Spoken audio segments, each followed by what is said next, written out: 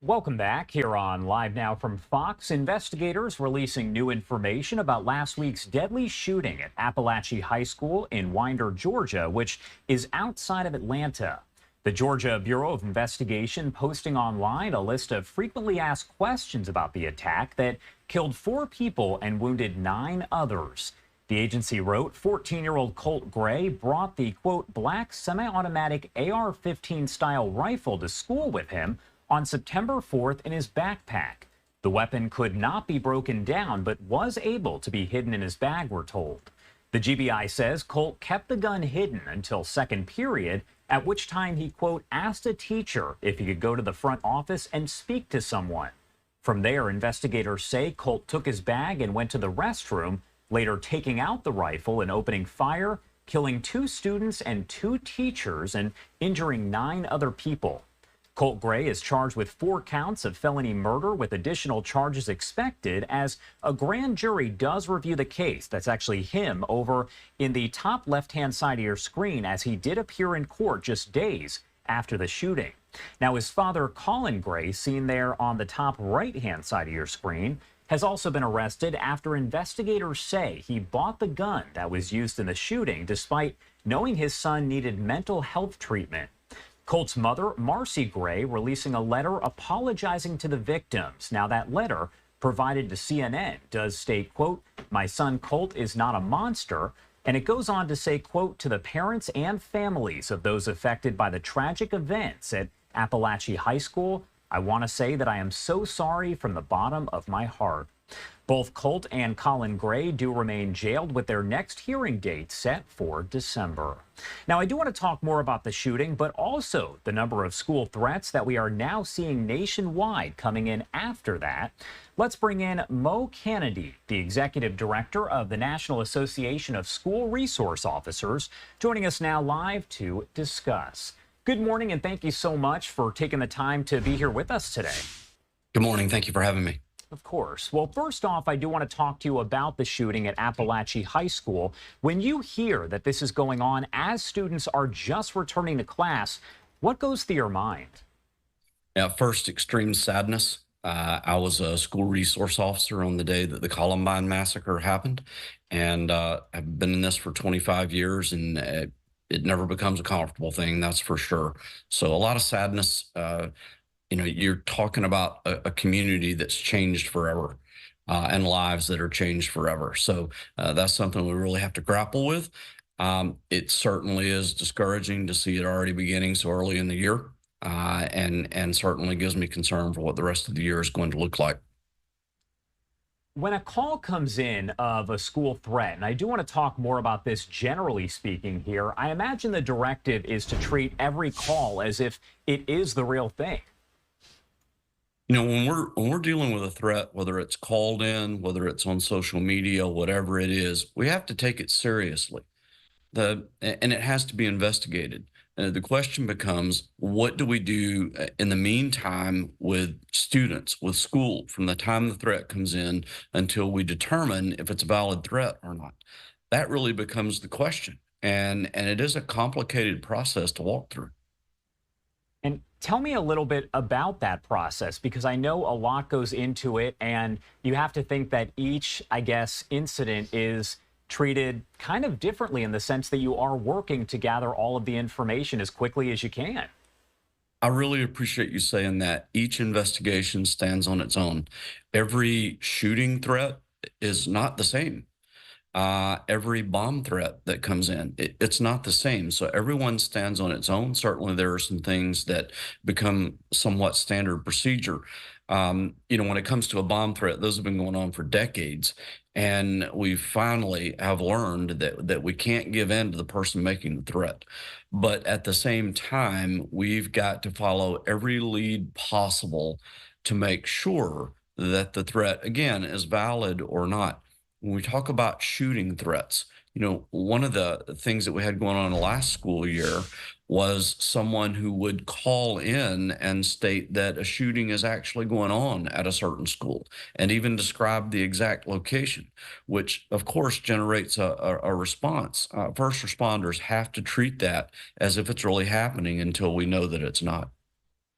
We've seen over the last week following the shooting there at Apalachee High School, dozens upon dozens of threats that have been called in, posted online at different schools, not just there in Georgia, but I'm talking all over the country here. Yeah. When we have a big incident that does happen, like what happened there in Winder, Georgia, do we normally see this many copycat threats that do happen?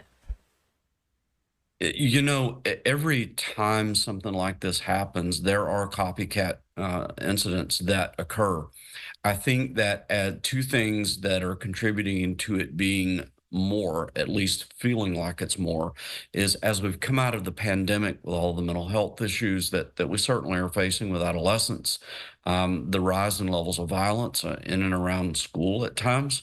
And again, mix in social media with that. It's the perfect storm for more copycat type events. One thing that doesn't seem to get mentioned, I would say fairly often, is that even if it is a hoax, the effects are still really felt. We're talking about the law enforcement response and the fear that comes into parents' minds, for instance, and students' staff minds as this is going on and the threat comes in. So there is still some effect of it, even if it's not real, so to speak. Yeah, you brought up two significant points that we have great concern about, and that is, especially if someone reports that there is a shooter and it's a hoax, there is that law enforcement response going on. And as a former law enforcement officer, anytime we're responding code, lights and siren, trying to expedite getting somewhere, that's a risk to everyone, no matter how safe we are with it. That's increasing risk. And so we've got that part of it going on, but we also do have, you think about the impact on mental health of students, of educators, of parents, for whatever period of time that they believe that this is a real event. It feels real, and that has a significant impact. And it's something that after the event is over, we've got to figure out how to return to some semblance of normal. There's no way to know what's really going through the mind of juveniles or adults who do call in these sort of threats or post them online. It obviously varies based on the situation, as we mentioned. But when this does happen, people might think maybe they're doing it because it's funny or it's something to pass the time. But I guess what they don't realize is they can face some very serious charges.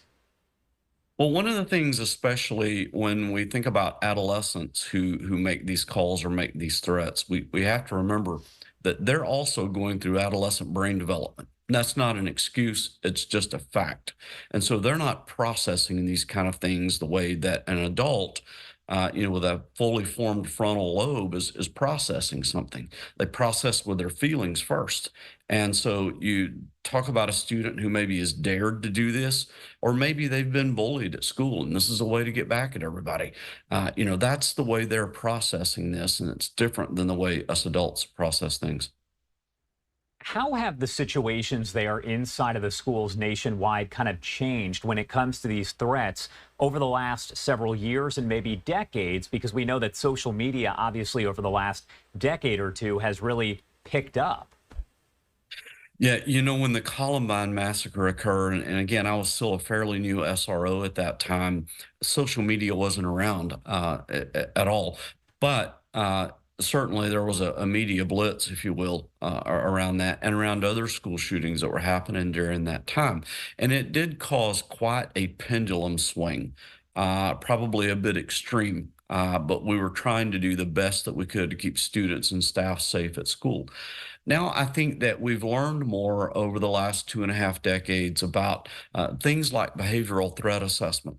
A lot of schools are doing a great job putting together multidisciplinary school safety teams that one of their objectives becomes around behavioral threat assessment. And that's not a process just to create to try to create a criminal investigation. It's a process to take a threat and really break it down, peel back the layers of the onion, and determine if it really is a valid threat that's going on. So that's one of the things that's occurred, and I think that in a lot of places we have gotten smarter.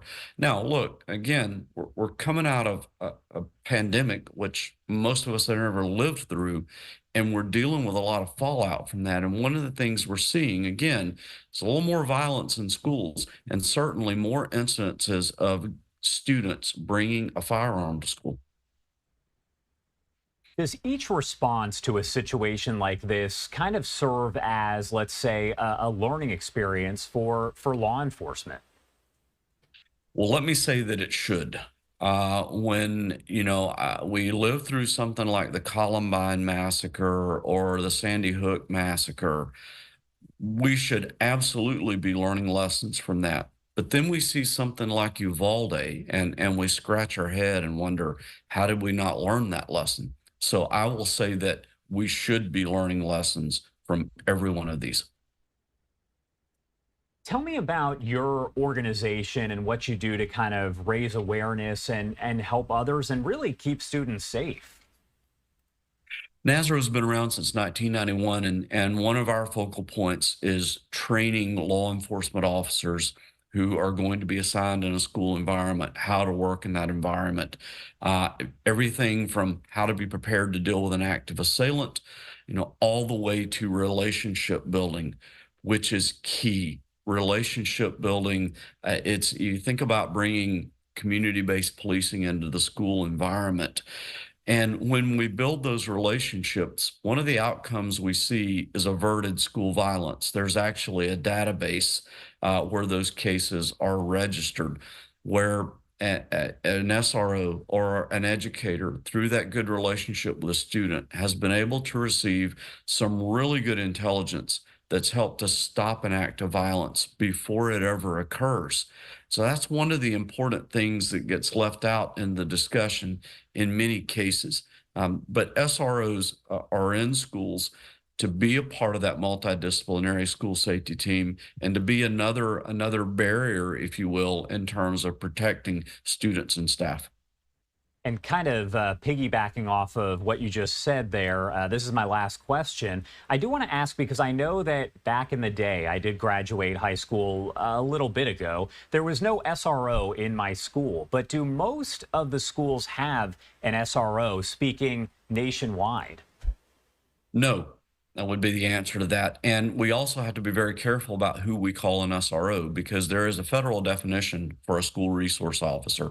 And it means that they are a certified sworn law enforcement officer who's specially trained and carefully selected to be in this position.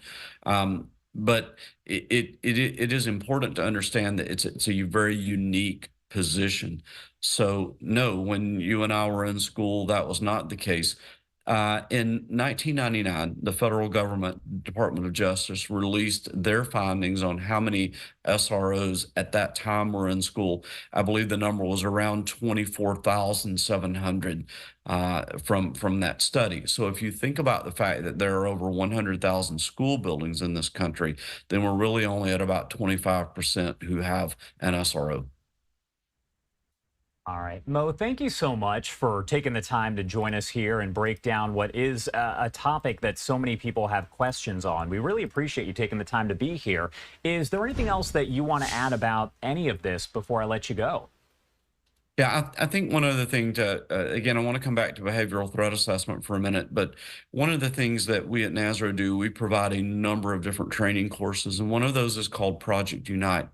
And within that, what we've built out over a 4-year development process are four very important components that need to be taking place within the school environment. One of those is culture and climate. We have to be about establishing a good culture and climate around safety. The second is bystander reporting. It's critically important that we're doing our job in educating students, staff, and parents around the issues of things that they should be sharing, and having that trusted adult in that relationship helps them to be able to share that. Thirdly is information sharing and the importance of school districts sharing information with each other, but also the law enforcement agencies and school districts sharing information that is appropriate for them to share. And then finally, and again, behavioral threat assessment and suicide risk assessment are important components within the school environment.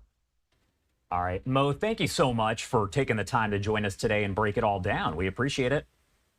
Thank you. Have a great day. You too.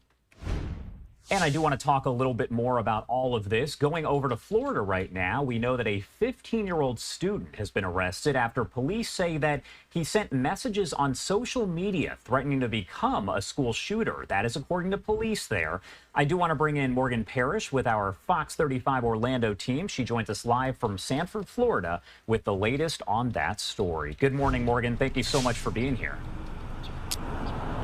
Josh, good morning. Thank you for having me. You know, this is just one of several threats that we've seen being made this week here in Central Florida. And really, we've been seeing these threats taking place across the nation. Even just this morning, we heard of threats at several middle schools here in Seminole County, Sanford Middle School, Rock Lake Middle School, Teague Middle School. And then earlier this week over at Lake Brantley, we heard, a kid walked into the school with a gun and he was arrested. So this is something that has been happening every single day this week. Last night around 8:30, police responded to Pinecrest Drive, where, like you said, they received a tip that a 15-year-old posted on social media that he wanted to become a school shooter. And based on that investigation, officials were able to confirm it was him who sent those messages. And back on Wednesday, that student at Lake Brantley High School was arrested for bringing a stolen, unloaded gun onto campus, sending the school into lockdown. So it's hard to imagine what parents are feeling right now, sending their kids to school, hearing that this is happening every single day. And of course, you can't imagine the fear that both students and staff are also having just entering those classrooms. Sanford police say that these threats are not a joke, but a felony and will lead you to jail. Let me be very clear. There will never be a time that threatening behavior or weapons being brought to a campus will be tolerated. These behaviors carry heavy consequences that will alter lives and change futures in a way that young people may not comprehend. Sanford police is urging local staff and students to continue to report any suspicious activity. And right now, investigators are asking if anyone has any information at all regarding that 15-year-old who posted that threat on social media to reach out to Sanford police as soon as possible. Reporting in Sanford, I'm Morgan Parrish, Fox 35 News. All right, Morgan, thank you so much for taking the time to be here with us. We appreciate it. Thank you, Josh.